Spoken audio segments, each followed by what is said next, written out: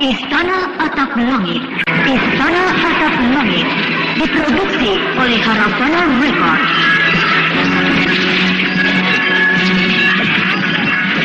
Naskah karya Niki Gosati. Hiasan musik dan sutradara Indra Mahendra.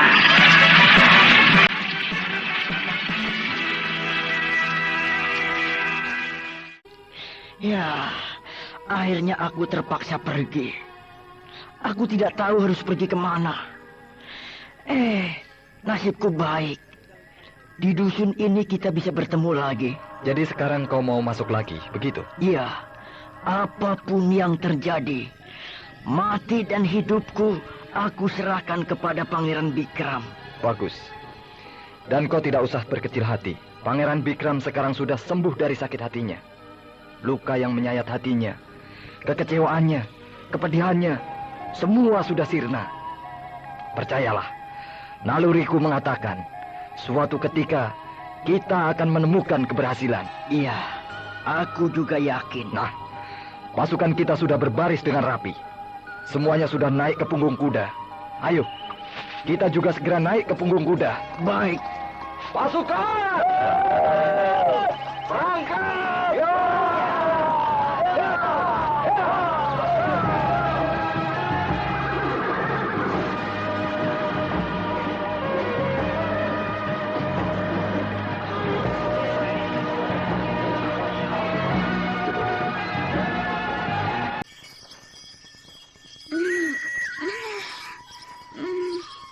Sudah pagi.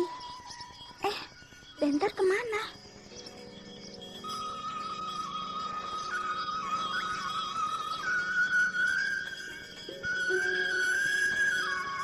Hah? Gila. Bentar berlari-lari menuruni lereng gunung sambil memikul sebongkah salju.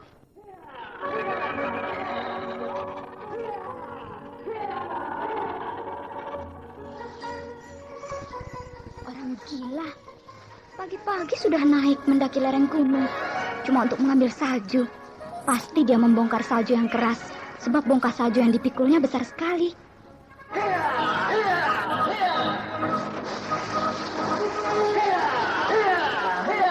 Bentar, kamu apa-apaan? Membuat kolam. Kolam? Ke sini. Ya.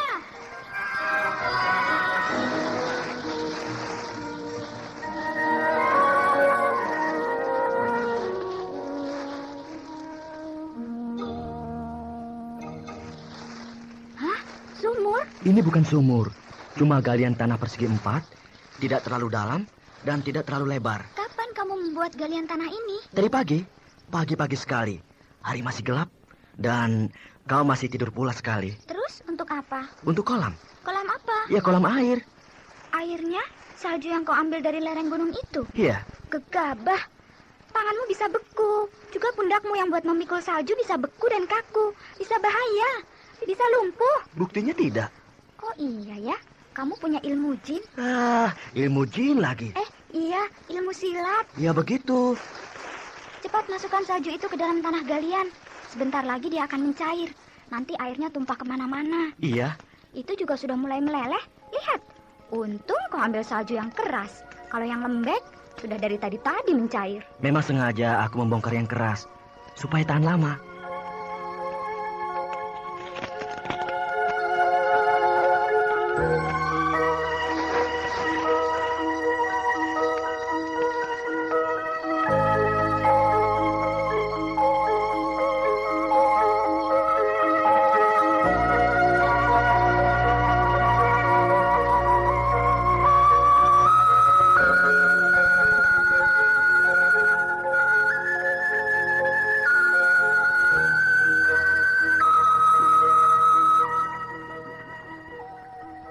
Sudah jadi, bongkah salju sudah meleleh dan mencair. Seluruhnya sudah jadi air, memenuhi galian tanah. Maka jadilah sebuah kolam yang kecil, kolam air yang bening. Loh, kok tertawa? Kamu seperti anak kecil yang membuat kolam-kolaman di belakang rumah. Tapi ini kolam serbaguna. Bisa untuk cuci muka, untuk cuci piring, cangkir, dan sebagainya. Tapi tidak bisa diminum, kotor. Ya, jangan diminum. Untuk cuci muka saja. Sebab kau belum mandi, bukan? Iya.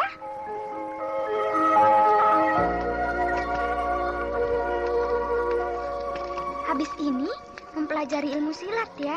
Kau tidak akan kuat. Jangan yang sukar, yang gampang-gampang saja dulu. Kalau sudah bisa, baru yang sukar-sukar. Bukan itu maksudku. Lalu? Dari kemarin kita belum makan. Tadi malam hanya makan kue kecil yang tersisa di kantung kulit kecil. Iya, pasukan Jalai itu memang setan. Perbekalan kita semuanya hilang. Kuda, makanan, dan pakaian tidak sempat kita bawa ya. Mempelajari ilmu silat banyak makan tenaga. Kalau aku tidak jadi masalah. 3 hari tidak makan, tidak akan apa-apa. Oh ya? Tapi kalau kamu, wah, bisa tidur. Tidur? Tidur untuk selama-lamanya. Sialan. Terus bagaimana? Kita turun mencari sebuah dusun atau kota. Belanja lagi. Beli makanan dan pakaian. Dan yang penting, beli kuda 2 ekor. Iya. Uangku tidak hilang. Sebab tidak pernah aku simpan di dalam keranjang pakaian. Tapi selalu aku masukkan ke dalam kantung kulit kecil ini.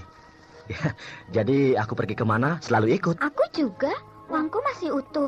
Semuanya ada. Sebab diam-diam aku juga meniru kamu. Jadi kalau bertempur dan terpaksa harus lari, barang-barang lainnya tertinggal. Tapi uang tetap terbawa. Tapi sebaiknya, mulai sekarang kita harus punya keranjang atau kantung yang bisa digantungkan di badan kita. Berat. Ya, jangan besar-besar, yang sedang saja. Tapi cukup untuk memuat pakaian, makanan, uang, dan perbekalan lainnya. Yang penting-penting saja. Sebab aku merasakan perjalanan kita ini akan lebih banyak mengalami hambatan. Karena pasukan Jalai berkeliaran di mana-mana. Dalam satuan-satuan besar dan kecil. Makanya aku cepat diajari supaya bisa seperti kamu. Bisa menang melawan orang banyak. Iya, nanti. Aduh, Kenapa? lapar. Nah, ya kan? Baru diomongkan. Kau tidak akan tahan lapar. Sekarang minta makan. Ayo turun gunung mencari warung. Cuci muka dulu.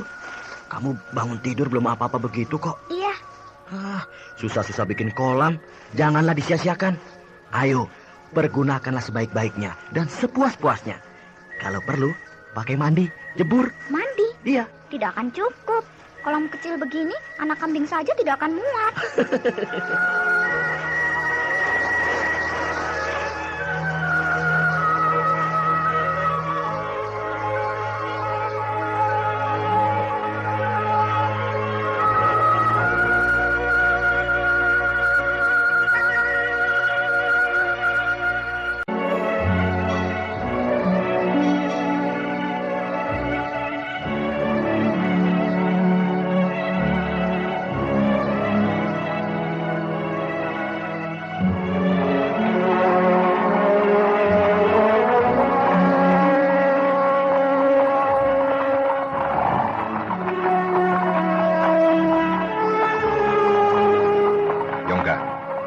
Bukankah itu perbukitan Koya? Betul, Pangeran. Kalau begitu, kita sudah dekat ke Sungai Salwin. Betul, Pangeran. Itu Koyum yang berkuda jauh di depan, memberi tanda kepada kita, menyuruh kita berhenti, Pangeran. Pasti dia melihat sesuatu yang mencurigakan. Cepat, hentikan pasukan. Jangan pakai suara, pakai isyarat saja. Baik, Pangeran.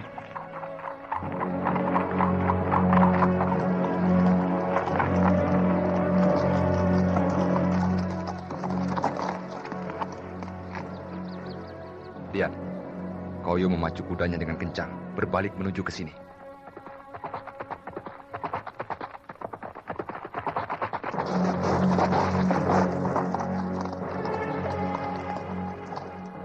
Pangeran, Ada apa, Koyum?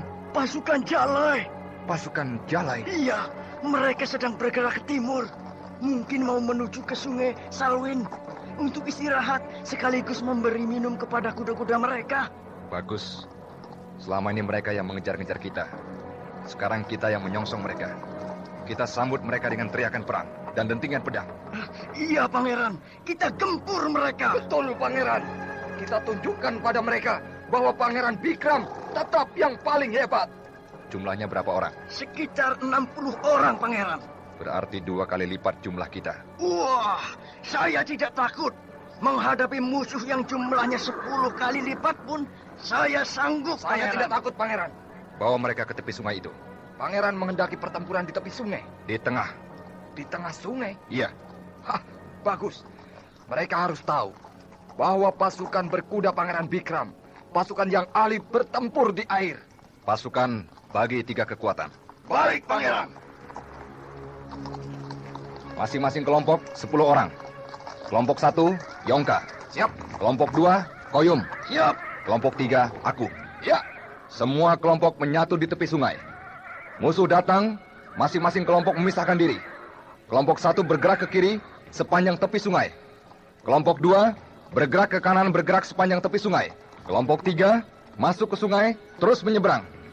Ketika kelompok 1 sudah berada di seberang sungai, kelompok 1 dan 2 serempak terjun ke sungai, terus ke tengah. Dan disitulah kalian bertempur. Paham? Paham! Berangkat!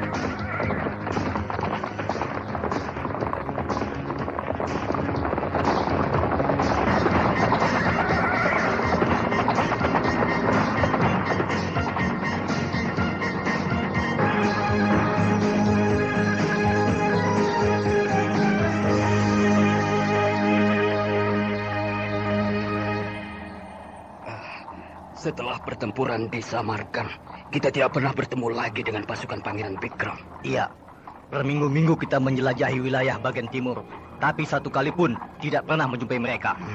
Kalau keadaan begini terus, bahaya.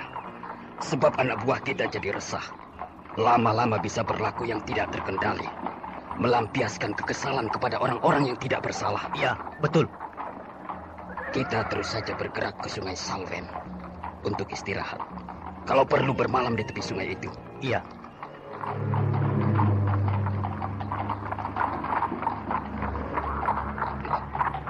Si Damai yang berkuda jauh di depan kita mengangkat tangannya menyuruh kita berhenti. Betul. Pasti dia melihat sesuatu di tepi sungai itu. Mudah-mudahan melihat jejak pasukan Bikram atau pasukannya sekalian. Hentikan pasukan pakai isyarat. Baik. Oh, iya!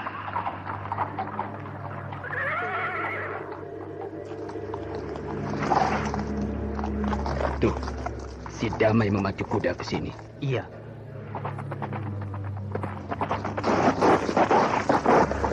Kepala! Ada apa, Damai?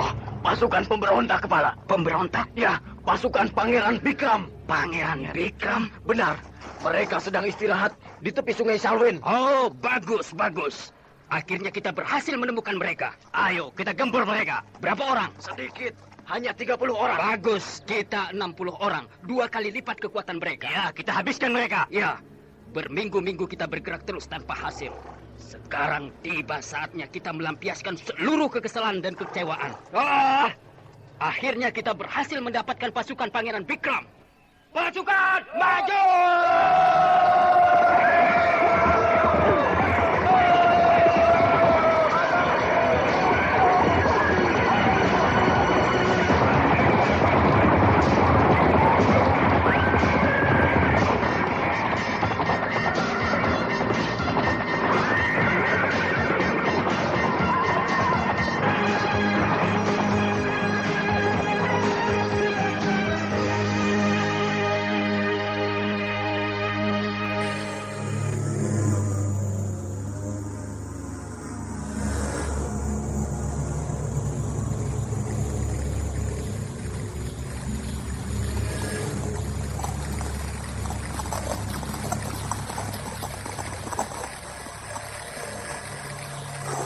Aku rasa mereka sudah dekat. Betul, Pangeran. Nah, itu Koyum yang mengintai dari atas tanggul bukit, berlari-lari menuruni tebing menuju ke sini. Pasti dia sudah melihat pasukan Jalai. Pangeran! Koyum, cepat! Pangeran, mereka datang. Sudah sampai di mana? Di palung bawah sana. Baik. Dengar semuanya. Kalian semua berbuat sebagai pasukan yang sedang istirahat. Semuanya turun dari kuda. Tapi jangan melepaskan tali kekang. Untuk sewaktu-waktu, siap melompat ke punggung kuda. Berlakulah, ada yang mencuci kaki, mencuci baju, memandikan kuda, dan seterusnya. Begitu mereka datang, semuanya naik ke punggung kuda. Mereka menyerbu, semuanya berpencar. Paham? Paham!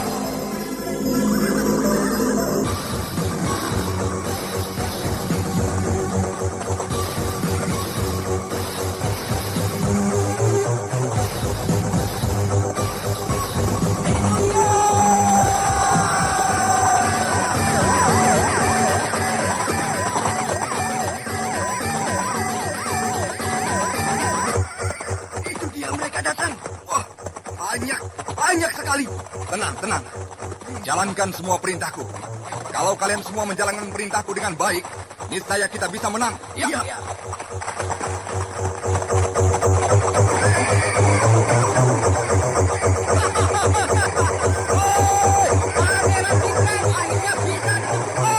Oh, rupanya kau, Kirgi. Anak ingusan yang baru lahir kemarin sore. Sudah congkak. Bisa jadi kepala pasukan. Dulu nama Pangeran Bikram bolehlah cukup terkenal. Tetapi sekarang tidak ada apa-apanya. Bagus. Coba perlihatkan bahwa kau perwira muda pasukan kerajaan Jawa yang pantas jadi kepala pasukan. Pasukan!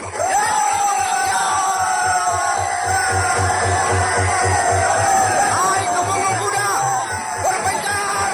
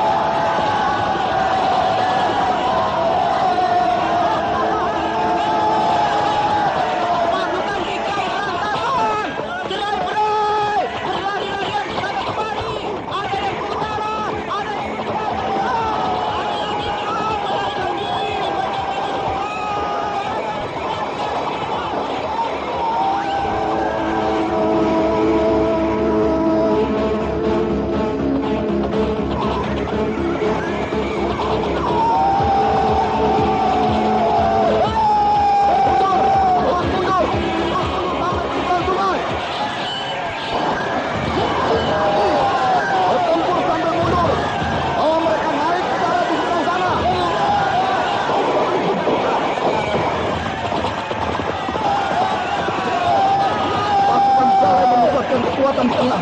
Mereka mendesak kelompok Pangeran Bikram. Pangeran Bikram dan kelompoknya sudah menyeberangi sungai dan mulai naik ke darat. Balik!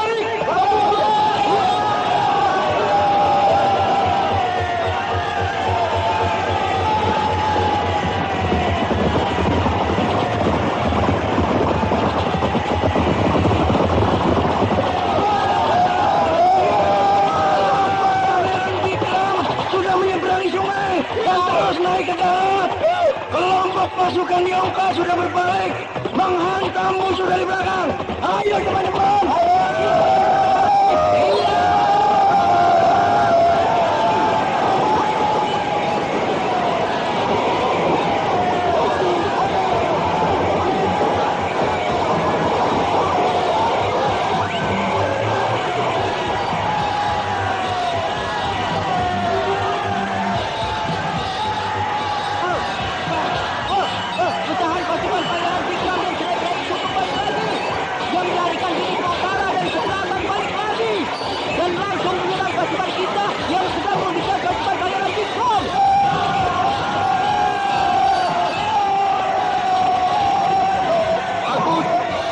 Kelompok Yongka dan kelompok Koyong sudah berbalik. Ya, kita juga berbalik. Berbalik. Cepat. Tempo.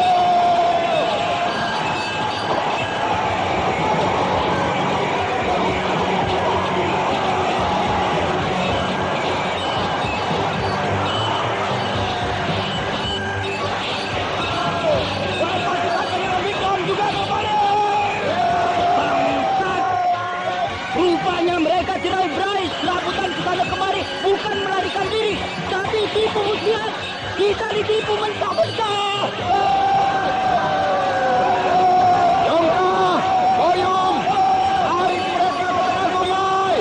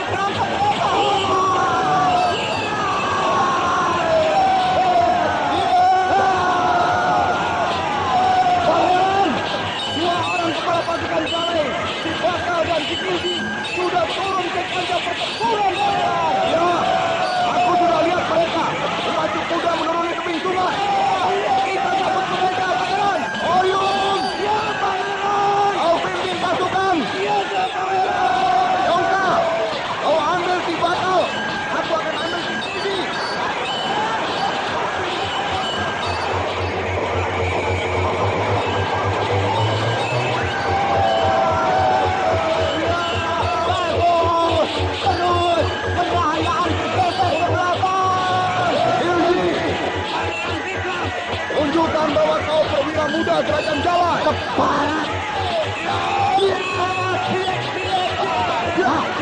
Pangeran Bikram menyerang Khilji dan mereka mulai bertahu. Gawat, tidak ada yang memimpin pasukan. Baik, aku saja yang menggantikan Khilji. Bangga. Yongka, ingat peristiwa Kayang. Kau fitnah aku, ada main dengan gadis keraton, supaya kau bisa menggeser kedudukanku sebagai wakil kepala pasukan berkuda. Bangsat, kau pemberontak. Sekarang aku akan balas fitnahmu. Majulah tukang fitnah.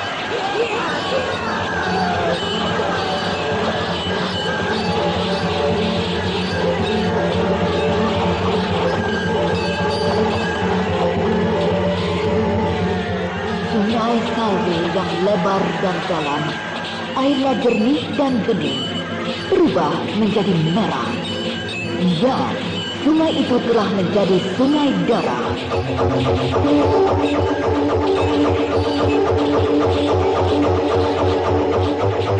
Ringkih kuda, dentingan pedang, teriakan perang, jeritan sakaratul maut melengking, menyayat hati dalam pertumpahan darah yang gegap gempita itu.